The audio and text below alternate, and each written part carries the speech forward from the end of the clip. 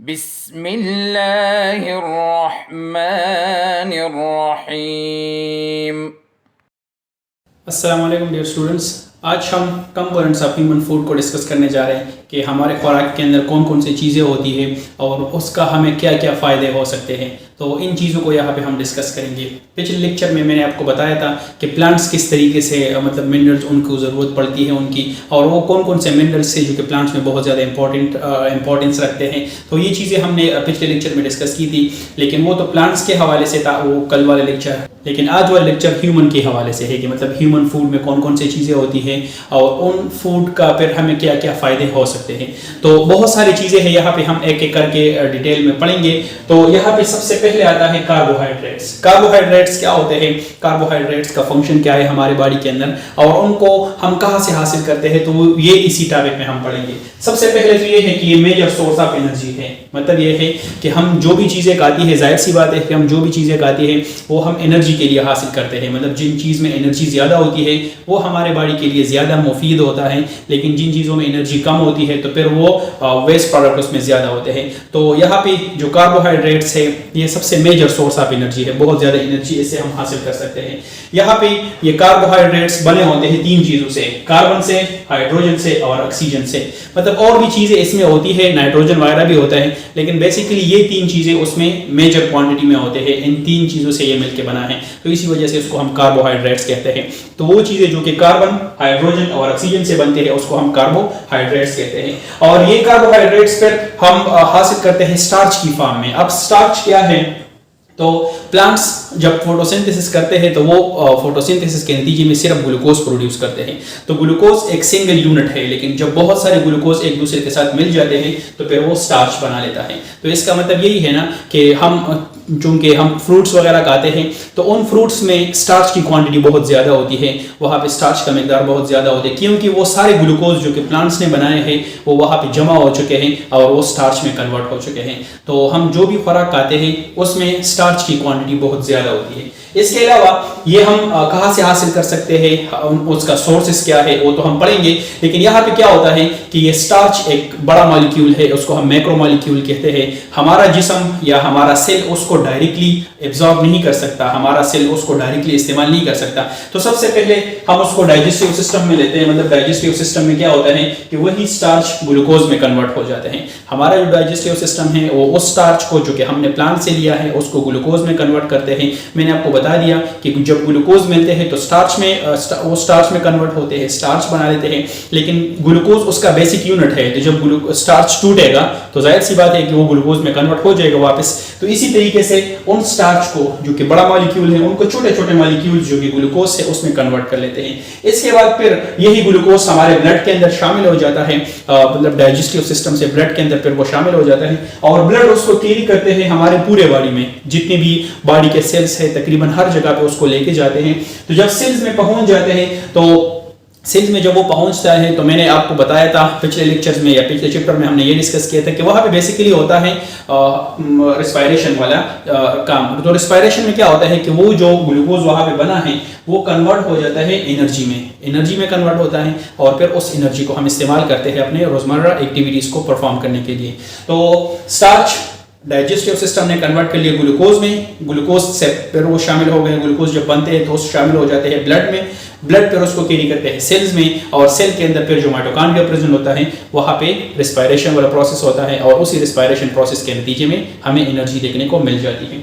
यहाँ पे जो कार्बोहाइड्रेट्स है वो हम हासिल करते हैं पोटैटो से हम हासिल करते हैं, बहुत ज़्यादा मिकदार में वो पाया जाता है, उसमें राइस में, ब्रेड में और सीरियल्स वगैरह में। इन चीज़ों में ये बहुत ज़्यादा मिकदार में पाए जाते हैं जो कि मतलब कार्बोहाइड्रेट उसमें ज़्यादा मिकदार में होती है। इसमें और भी बहुत ज़्यादा चीज़ें होती है, मतलब इनमें सिर्फ और सिर्फ कार्बोहाइड्रेट्स नहीं होते, उसमें दूसरी चीज़ें भी होती है, लेकिन इसका मतलब ये है कि कार्बोहाइड्रेट्स भी इसमें ज़्यादा पाया जाता है। इसके अलावा अगर हमारा जिस्म 1 ग्राम का कार्बोहाइड्रेट्स कंप्लीटली ऑक्सीडाइज कर ले, कंप्लीट ऑक्सीडेशन का मतलब ये है कि उसमें रिस्पायरेशन पूरा हो और उसमें कोई वेस्ट प्रोडक्ट में कन्वर्ट ना हो बल्कि पूरा का पूरा वो डाइजेस्ट हो जाए, तो हमें 4 किलो कैलोरीज का जो एनर्जी है वो प्रोवाइड कर देती है।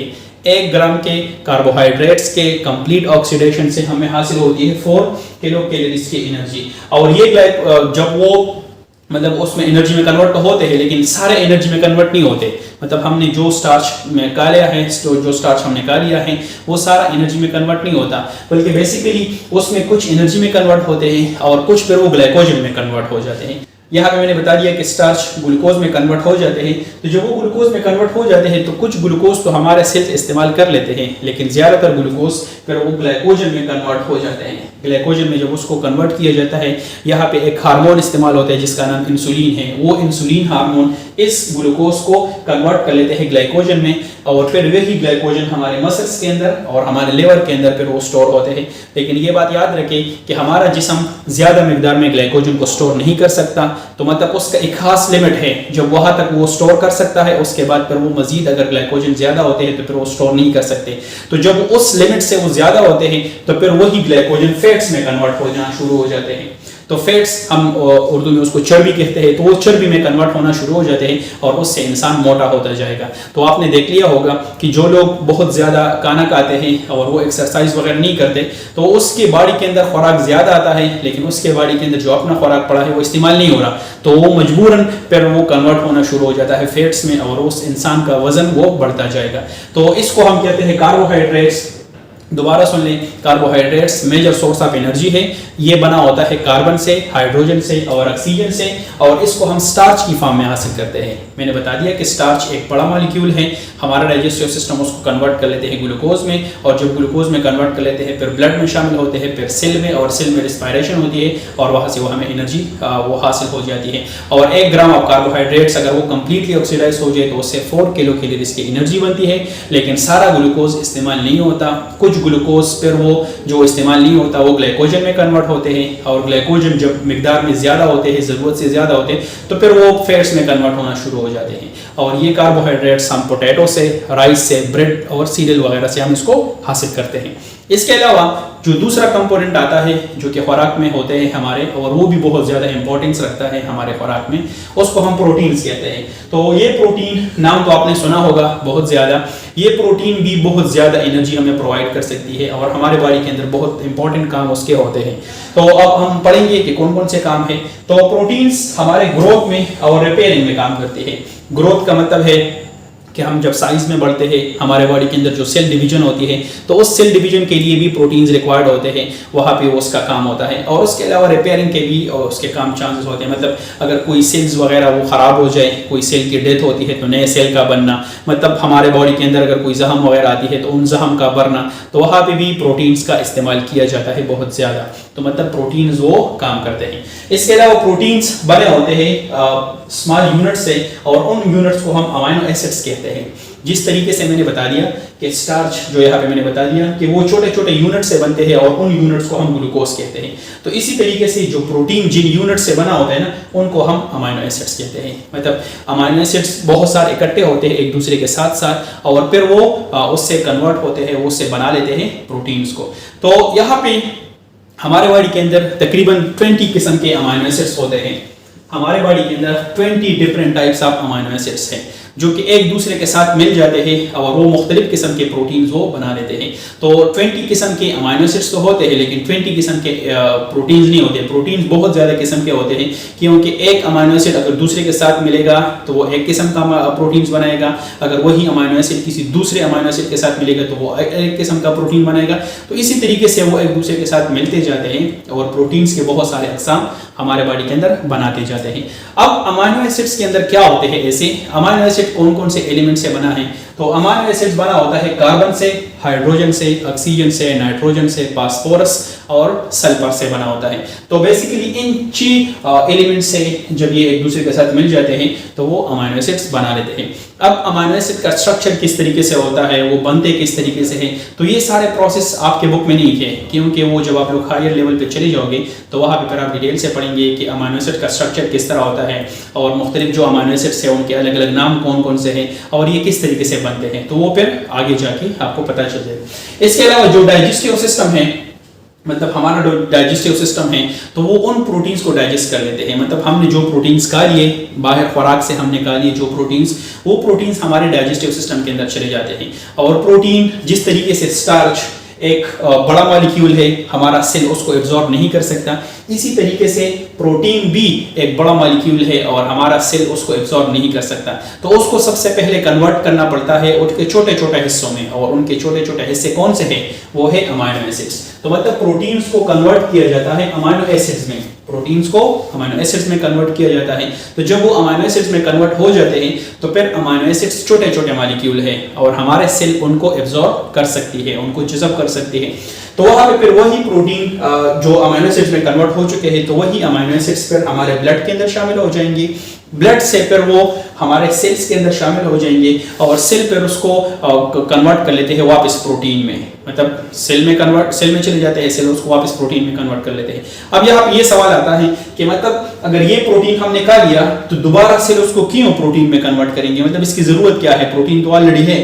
तो उसका जवाब यही है ना कि यही प्रोटीन जो कि हमने खा लिया है, ये प्रोटीन पता नहीं हमने मसल वाला प्रोटीन खाया है, मतलब अगर गोश्त वगैरह खाया है, या कौन सा प्रोटीन हमने खाया है, तो शायद उनकी ज़रूरत हमें ना हो, और ये एक बड़ा मॉलिक्यूल होता है, तो इसी वजह से फिर उसको कन्वर्ट भी करना पड़ता है। सबसे पहला तो यही है कि बड़ा मॉलिक्यूल होता है और सेल में एब्जॉर्ब नहीं होता, तो इसी वजह से उसको कन्वर्ट कर लेते हैं। और उसका दूसरा रीज़न यही है ना अमाइनो एसिड में कन्वर्ट करने का, ताकि हमारा जिस्म अपने मर्जी का प्रोटीन बना ले, मतलब हमें जिन प्रोटीन की ज़रूरत है वो उससे बना ले। तो यही वजह है कि ये प्रोटीन अमाइनो एसिड्स में कन्वर्ट होते हैं और फिर हमारा जिस्म उसको अपनी मर्जी का अमाइनो प्रोटीन उससे दोबारा बना लेते हैं, हमारे अपने मर्जी का, मतलब हमें जो जरूरत होती है उस तरीके से। इसके बाद ये प्रोटीन्स के रोल क्या क्या है, प्रोटीन्स कहाँ पे मौजूद होते हैं? तो प्रोटीन्स बेसिकली हमारे जो साइटोप्लाज्म है, साइटोप्लाज्म आप जानते हो हमारे सेल के अंदर ये होते हैं, तो उसी साइटोप्लाज्म के अंदर इसका बहुत बड़ा रोल है। सेल के शेप को मेंटेन रखते हैं, वहाँ पे मुख्तलिफ किस्म के प्रोटीन्स होते हैं, जिस तरह एक्टिन प्रोटीन हो गया, ट्यूबुलिन प्रोटीन हो गया, तो वो सेल के स्ट्रक्चर को मेंटेन रखते हैं। तो साइटोप्लाज्म के अंदर बहुत ज्यादा प्रोटीन्स पाए जाते हैं। इसके अलावा जो मेम्ब्रेन्स होते हैं, जितनी भी मेम्ब्रेन्स हैं, मतलब अगर हम सेल मेम्ब्रेन की बात कर ले या अगर हम किसी ऐसे ऑर्गेनेल की बात कर ले जिसके इर्द मेम्ब्रेन मौजूद है, तो बेसिकली वही मेम्ब्रेन के अंदर भी प्रोटीन्स की क्वांटिटी बहुत ज्यादा होती है। तो साइटोप्लाज्म के अंदर भी प्रोटीन्स पाए जाते हैं, मेम्ब्रेन्स जो कि इर्द गिर्द होते हैं किसी भी सेल के या किसी भी ऑर्गेनेल के, तो उसके अंदर भी प्रोटीन्स पाए जाते हैं। इसके अलावा ये प्रोटीन्स हमारे मसल्स के अंदर भी पाए जाते हैं, मतलब हमारे जो मसल होते हैं उसके अंदर भी ये प्रोटीन्स पाए जाते हैं। इसके अलावा जो लिगामेंट्स होते हैं और टेंडन्स होते हैं। अब लिगामेंट्स और टेंडन्स ये हमने 4th चैप्टर में पढ़ा है, लेकिन मैं दोबारा बता देता हूं यहाँ पे कि टेंडन्स वो होते हैं जो कि वो स्ट्रक्चर होते हैं जो कि हमारे बोन को अटैच कर देते हैं मसल के साथ, हमारे बोन को मसल के साथ अटैच कर देते हैं, उसको हम टेंडन्स कहते हैं। मिसाल के तौर पे ये हमारा मसल है, अब ये मसल यहाँ पे इस बोन के साथ अटैच है, तो ये मसल जिस चीज के जरिए अटैच है इस बोन के साथ, उसको हम टेंडन्स कहते हैं। इसी तरीके से लिगामेंट्स वो होते हैं जो कि एक बोन को दूसरे बोन के साथ अटैच कर लेते हैं। मतलब ये है कि जो जॉइंट्स होते हैं, लेट्स सपोज ये एक जॉइंट है, तो यहाँ पे ये वाला बोन इस वाले बोन के साथ कनेक्ट है उसी लिगामेंट के जरिए, ताकि ये जो मूवमेंट वगैरह हो सकती है वो आसानी से हो जाए। तो टेंडन्स वो होते हैं जो कि मसल को अटैच करते हैं बोन के साथ, और लिगामेंट्स वो होते हैं जो कि एक बोन को अटैच कर लेते हैं दूसरे बोन के साथ। तो वो चीजें भी सारे प्रोटीन से बने होते हैं।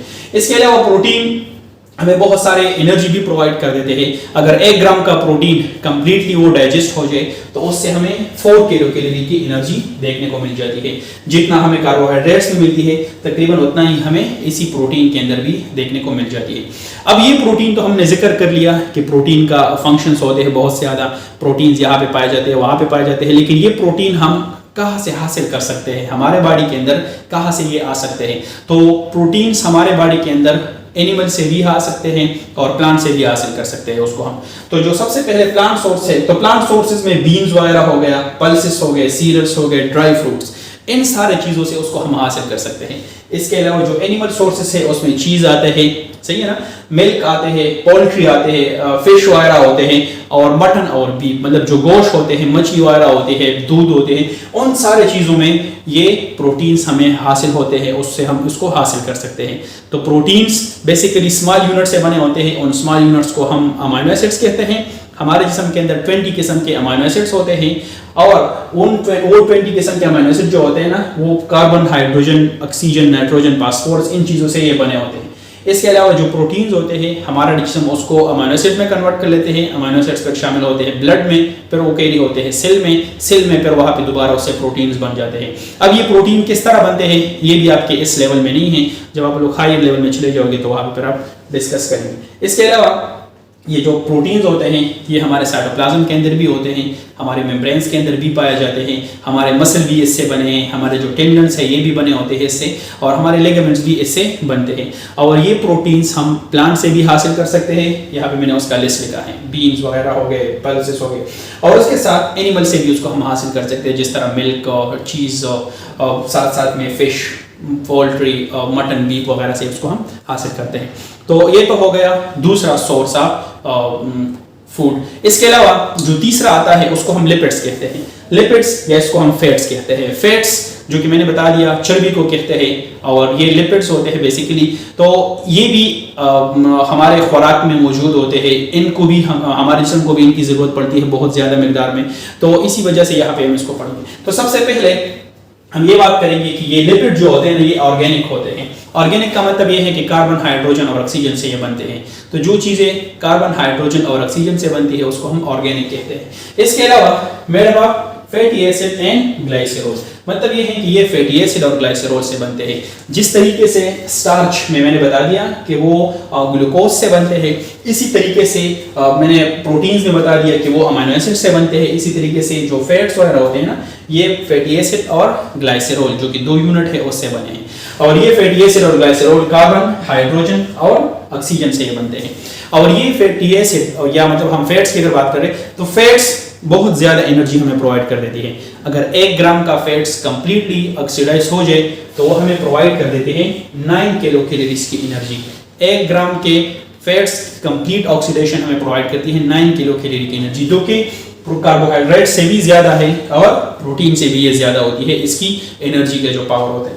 इसके अलावा ये कहाँ पे स्टोर होते हैं हमारे बॉडी के अंदर? They store in the adipose tissues.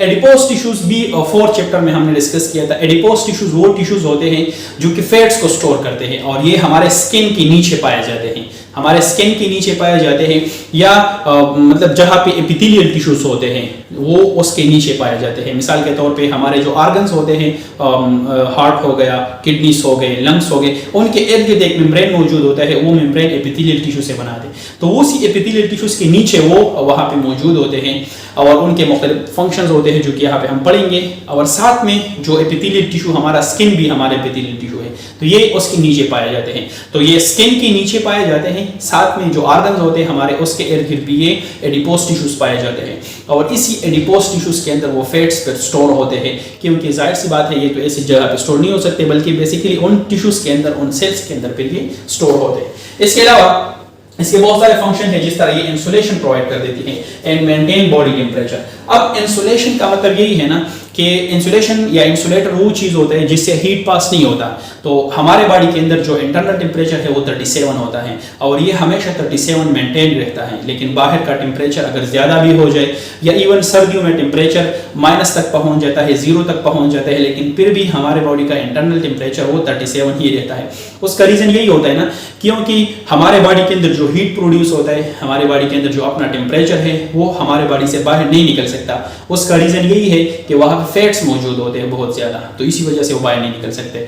तो आपने देखा होगा कि जो मोटे लोग होते हैं उनको सर्दी ज़्यादा महसूस नहीं होती, क्योंकि वो जो हीट उसके बॉडी के अंदर प्रोड्यूस होती है वो बॉडी के अंदर ही रह जाती है, वो बाहर नहीं निकलती, तो उनको सर्दी ज़्यादा महसूस नहीं होती।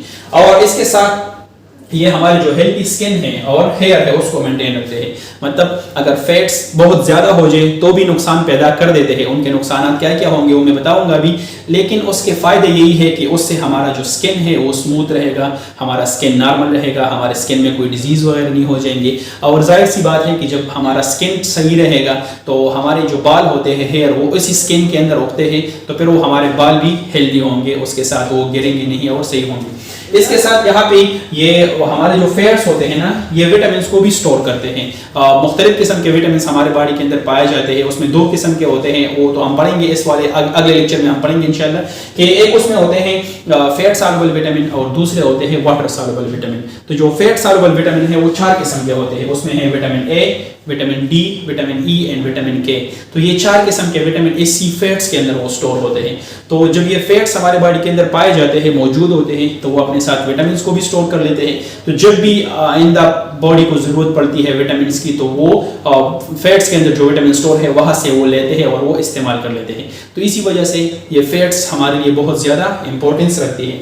और ये फैट्स हम हासिल करते हैं मुख्तलिफ सोर्सेज से, जिस तरह बटर हो गया, घी हो गया, चीज़, मीट, एग यॉक, मिल्क वगैरह, इन चीज़ों से इसको हम हासिल कर सकते हैं। अब आप लोग तो सोचते होंगे कि ये तो मतलब हमने इधर भी पढ़ लिया, ये मीट वगैरह इधर भी था, इधर भी था। तो ये बात अपने जहन में रखें कि जितनी भी कंपोनेंट्स ऑफ फूड है, मतलब जितनी भी चीज़ें हम खाते हैं, मिसाल के तौर पे मिल्क, एग वगैरह, ये सारी चीज़ें हमने जितनी भी खाते हैं, उसमें सिर्फ एक चीज़ मौजूद नहीं होता, उसमें सारे होते हैं। मिसाल के तौर पे अगर हम बात करें एग की, तो एग में सारे मिनरल्स भी होते हैं, उसमें न्यूट्रिएंट्स भी होते हैं, उसमें प्रोटीन्स भी होते हैं, उसमें फैट्स भी होते हैं, उसमें सब कुछ होता है। तो इसी वजह से ये हम बार बार पढ़ते हैं कि मतलब ये भी होते हैं। मतलब अगर हम बात करें मीट की, तो मीट में फैट्स भी है, मीट में वहाँ पे जो हमने इससे पहले पढ़ लिए प्रोटीन्स, वो भी उसके साथ होते हैं उसके अंदर। तो दोबारा मैं बता देता हूँ फैट्स के हवाले से।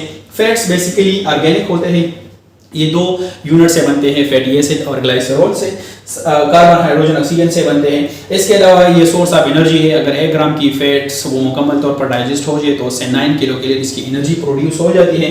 और ये स्टोर होते हैं एडिपोज टिश्यूज में। एडिपोज टिश्यूज मैंने बता दिया कि हमारे स्किन के नीचे वो पाए जाते हैं, या हम यूँ कहेंगे कि एपिथेलियल टिश्यूज जहाँ पे होते हैं ना, उसके नीचे ये एडिपोज टिश्यूज पाए जाते हैं। इसके अलावा ये इंसुलेशन का काम करते हैं, हमारे बॉडी को हीट से बचाते हैं, और साथ साथ में हमारे बॉडी के अंदर जो हीट प्रोड्यूस होते हैं वो बाहर नहीं जाने देते।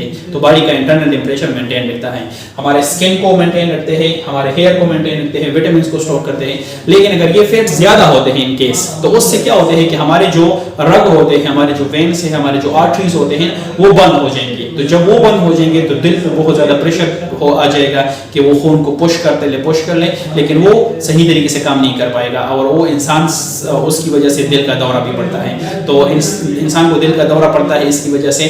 तो यही रीजन है कि फैट्स अगर ज्यादा हो तो भी नुकसान है, अगर कम हो तो भी नुकसान है। तो आज हमने 3 कंपोनेंट्स पढ़ लिए। इंशाल्लाह फिर अगले लेक्चर में हम मजीद कंपोनेंट्स पढ़ेंगे ह्यूमन फूड के। तो तब तक के लिए अल्लाह हाफिज़। अल्लाहुम्मा अंफ़अना बिमा अल्लमतना वअल्लिमना मा यंफ़अुना वज़िदना इल्मा।